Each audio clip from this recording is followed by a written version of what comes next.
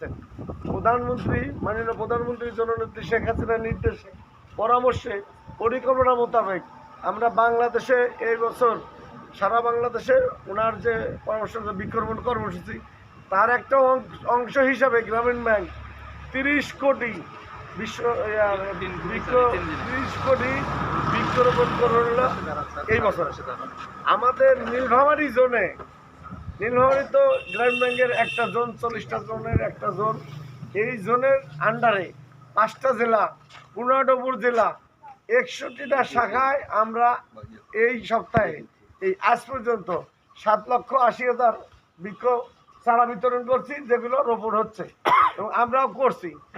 আর মাননীয় মন্ত্রী মহোদয় এবং আমাদের মান্যবর চেয়ারম্যান স্যার, এমডি স্যার এবং প্রধান কার্যালয়ের যে নির্বাহীবৃন্দ আছেন, ওনারা বর্তমানে গ্রামীণ ব্যাংকের প্রধান কার্যালয় আছেন।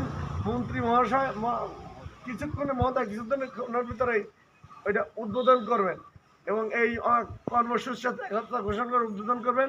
সেই বিষয়টা আপনাদের দেখাবো, ভিডিওতে দেখাবো, আর আপনারাও সেই বৃক্ষরোপণ কর্মসূচির একজন অংশীদার হলেন এবং এটা সৌভাগ্যবান।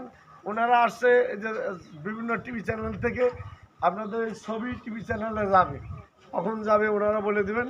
তা আমরা এই কর্মসূচির সাথে একত্রতা ঘোষণা করলাম নাকি? কি বলেন আপনি, কি বলেন? হ্যাঁ, একটু এইটা কথাটা আমি অনানুষ্ঠানিকভাবে ইনফর্মালভাবে বললাম। উনি যখন উদ্বোধন করে তখন যদি আমার বলে কথা বলার জন্য, তো আমি বলবো। আপনারা যারা কথা বলতে চান যে গাছ লাগালে কি উপকার হয়, প্রাণী বাঁচতে পারে না, সেটা কি? সেটা কি? অক্সিজেন। সেই গাছ অক্সিজেন আমাদের দেয়, আমরা অক্সিজেন গ্রহণ করি, আর আমরা বের করি কার্বন ডাইঅক্সাইড। এবং সমস্ত প্রাণী, জীবিত প্রাণী, উদ্ভিদ, প্রাণী, এরা কার্বন ডাইঅক্সাইড বের করে, আর গাছ ওই কার্বন ডাইঅক্সাইড গ্রহণ করে। এইটা 1 নম্বর। 2 নম্বর হলো পৃথিবীতে পরিবেশ ভারসাম্য রক্ষার জন্য গাছ পরিবেশকে ঠান্ডা রাখে এবং এটার জন্য গাছের দরকার। যত গাছ লাগাবেন তত পরিবেশ ঠান্ডা থাকবে, তত এই যে অনাবৃষ্টি, অতিবৃষ্টি, বিভিন্ন ধরনের মহামারী, করোনার মতো আর ভাইরাসজনিত রোগ, যদি পৃথিবীতে বেশি গাছ থাকতো তাহলে এগুলো হতো না।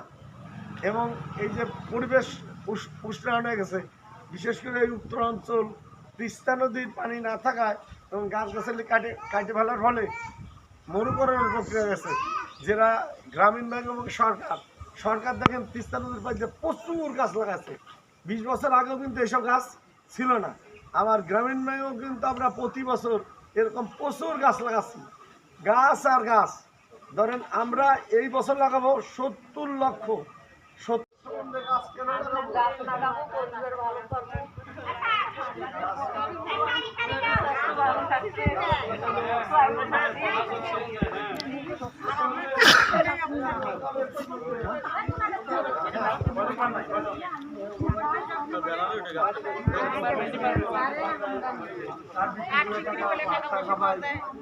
বিয়ের কাজে লাগা যায়।